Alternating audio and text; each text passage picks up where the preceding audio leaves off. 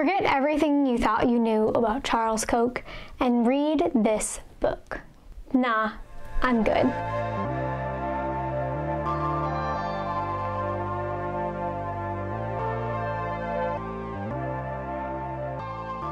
What happens when the devil incarnate writes a book, pleads for forgiveness, and offers solutions to clean up the mess they made? When I declared my marketing major, I was convinced that the best way to make change was said through the phrase, if you can't beat 'em, join 'em. So that's what we're doing today. We're taking on Charles Koch, the billionaire, philanthropist, and having a little go of it. So yes, a 22-year-old on the internet is taking on one of the most powerful men on earth. This should end well. First, you gotta know who we're dealing with. So here's a brief biography of old Charlie boy. Charles Koch, age 85, is the 11th richest person in the world. His fortune comes from his father's business, Rock Island Oil and Refinery, which he acquired and turned into Koch Industries. Koch Industries does a shit ton of things. Process and pollution control equipment and technologies, polymers and fibers, minerals, fertilizers, commodity trading and services, forest and consumer products, and ranching. But here's what we care about this channel. What does he have to do with the planet? Well, my friends, he has funded the mines that have brought you 40 years of climate denial and disinformation. As estimated by Greenpeace, Koch family foundations have spent over $145 million directly financing 90 groups that have attacked climate change science and policy solutions from 1997 to 2018. This looks like funding Americans for Prosperity, who put out climate grassroots campaigns. It looks like funding the Heartland Institute, which hosts conferences every year about climate denial and skepticism. And look at that, familiar little face. My mortal enemy, Tom. It also looks like heavily funding the Citizens United decision, which allows outside corporations to spend almost unlimited funds on campaigns. In researching for this video, it's very clear that Charles tries to remove himself as much as possible from the direct impacts of his actions. So, look at the things I just said, it's not Charles Koch putting out disinformation. He's funding people who have a myriad of campaigns and policies, all kind of wrapped around libertarianism.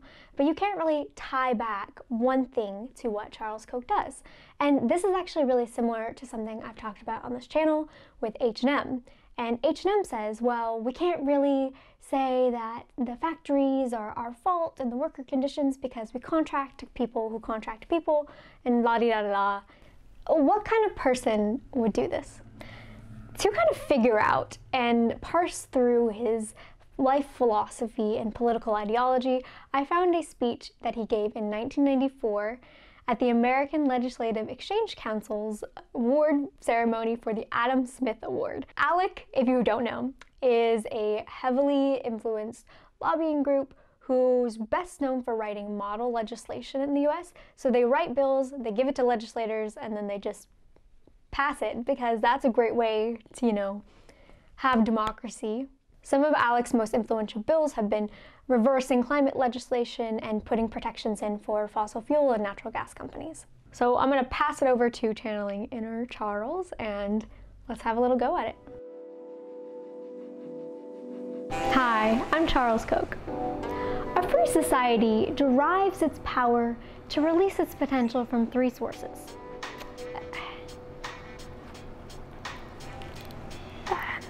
Zip ties, ammo, flagpoles. Oh, sorry. That is a list that these young patriots gave me of civil disobedience that they're doing over the weekend. And can we roll that? Hi, I'm Charles Koch. A free society derives its potential to release its power from three sources.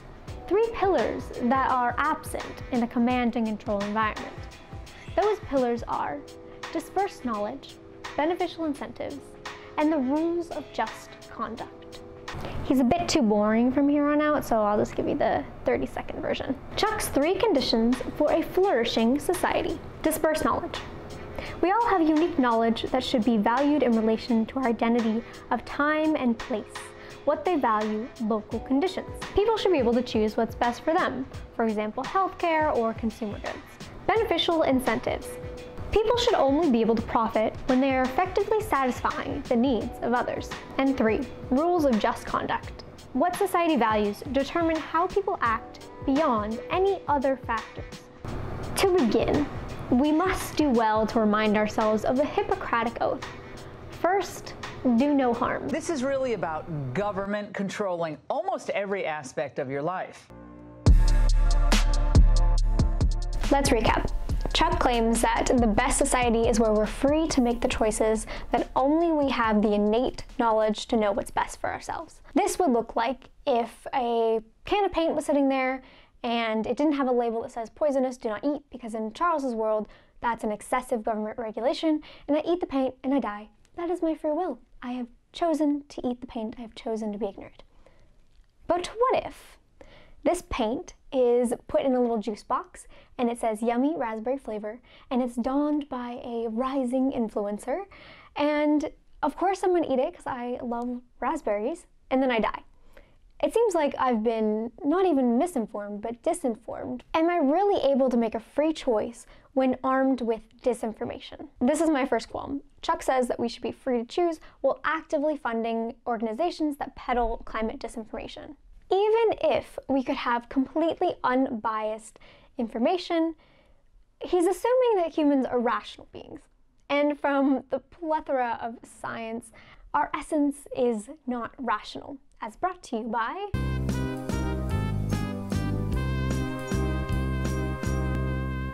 most times individuals don't know what's best for themselves, and that's kind of the beauty of government.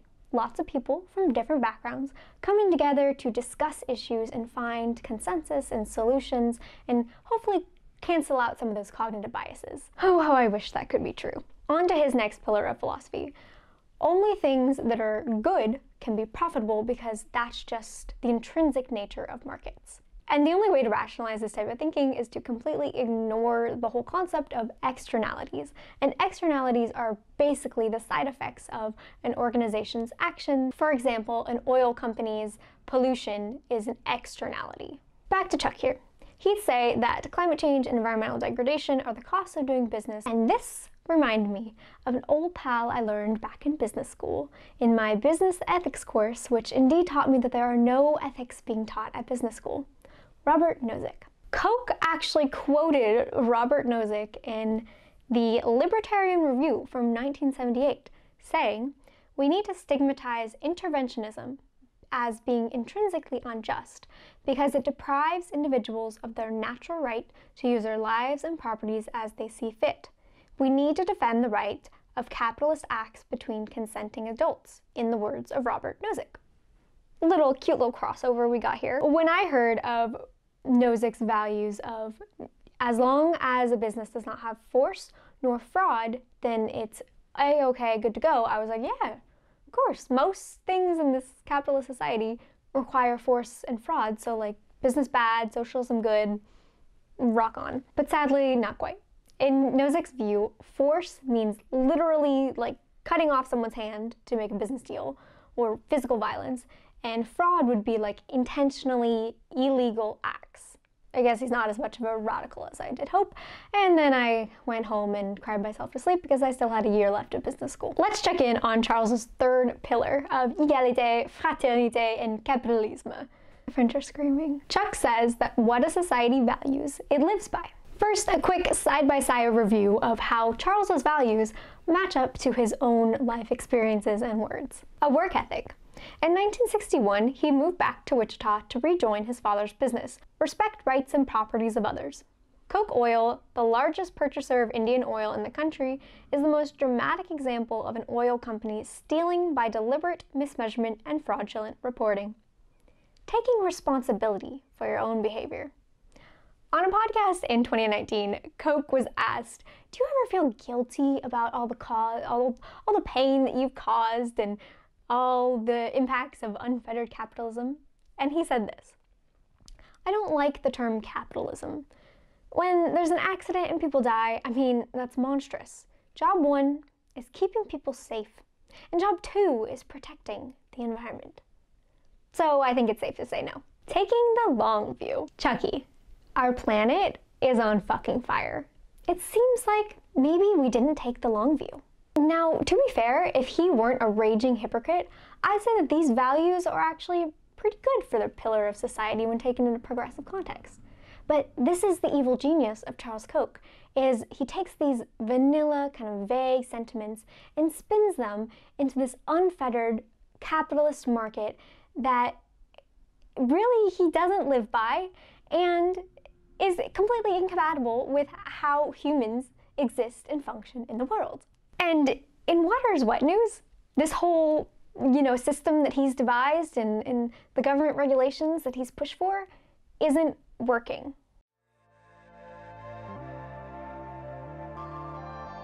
Now, 1994 was plenty a year ago. In fact, I wasn't even alive. So surely you'd say, Sarah, if our new society is based in empathy and dignity and respect, shouldn't we see if Charles could have an apology? Or, people can change, people can grow. And there I'd say, nah, I'm good.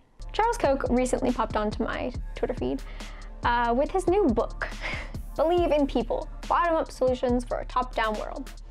He argues that empowering individuals to create business is the best way to quell our societal ailments.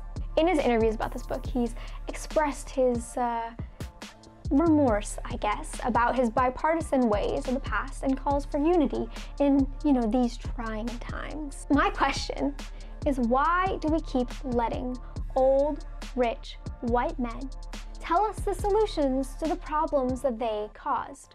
They say, we know how to put out the fire. And it's like, yeah, sweetie, you were there, you set the fire, and you told us, no big deal, ignore that fire over there, it's not gonna get bigger.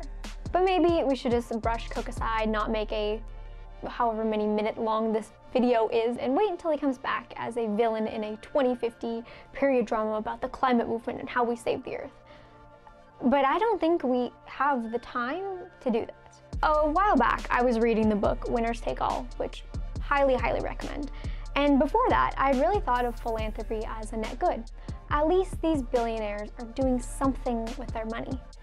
But in reality, no. When we allow these billionaires to tell us the solutions to problems, they're subverting the will of the people and undermining democracy. That's nothing short of dictatorship. And on a more serious note, the recent attack at the US Capitol actually does have ties to Charles Koch. He funds this group called RAGA, who is one of the participators in the March to Save America. How is that call for bipartisanship going, Charles? But this video is bigger than Charles Koch, even though he's a very easy punching bag. I'm such an easy target. And, definitely deserve the thorough roasting that I've given him in this video. His pervasive ideas about the inefficiency and really uselessness of government have made what we need to do for a just planet 10 times harder. My hope with all this is we can see that it's more than Charles Koch. It's this ideology, this free marketism that's really stopping what we need to do and the climate solutions that we know we need to implement to save this planet. My hope is that as a climate movement, we can start to say no. You are not a part of the future that we want to build. Your ideas are a relic of a fossil fuel past. They have not worked. You've had your run. You've had your unfettered capitalism, and it's time to move on. Thank you, friends, for watching. I am really excited to announce that I have set up a Ko-fi, and you can give me a one-time little donation to support the content on this channel if you so like. It's just once, whatever amount you want if you found value in this video. I appreciate all of you watching, and I will see you in the next time, whenever that is.